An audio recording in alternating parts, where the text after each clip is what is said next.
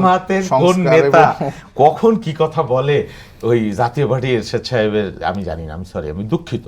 আমি বহু ফেসবুকে সার্চ দেন জামাতের আমির সাহেবের 5 রকম বক্তব্য আছে, কমপক্ষে 5 রকমের নির্বাচন নিয়ে। তো এইগুলো আপনি কি বলবেন জামাতের এগুলো নিয়ে? আমি কোনো কমেন্ট করতে চাই না। সংস্কার আর নির্বাচন, আচ্ছা বিচার, আপনি বিচার কি ওই এপ্রিলের পরে আর কি বিচার হবে না, বন্ধ হয়ে যাবে এই ফ্যাসিবাদের বিচার? এটা কি হয়? আর বিচারের আপনি কি কারণে টাইম লিমিট বেঁধে দিবেন? এটা কি হয় নাকি? এই যে জামাতের বিচার কি অপরাধ ট্রাইব্যুনালের বিচার 13-14 বছরে শেষ হয় নাই? এটা তো চালাইতে হবে। এইটা বলা মানে হচ্ছে একটা মানে সমস্যা তৈরি করা বা একটা কি বলে একটা অচল অবস্থা তৈরি করা, এটা কোনো কথা হতে পারে না। হ্যাঁ, সংস্কারেরও আমরা মনে করি যে মৌলিক যে সংস্কার, প্রধান উপদেষ্টা যেটা বলেছেন যে আমরা একটা চার্টার করে ফেলবো, সব যে বিষয়ে ঐক্যমত হবে সেই বিষয়ে তো আমরা একটা চার্টার করে ফেলবো, বাকিগুলো আস্তে আস্তে আগাইতে থাকবে। এটাই তো সমাধানের কথা। এখন আমি একটা একমত হব না, মনিরা একটা একমত হবে না, তাহলে কি হবে?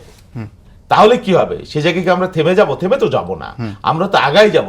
অনেকগুলো বিষয়ে আমরা একমত হয়েছি, বাংলাদেশের ইতিহাসে নজিরবিহীন অনেকগুলো বড় বড় সংস্কার নিয়ে আমরা একমত হয়েছি।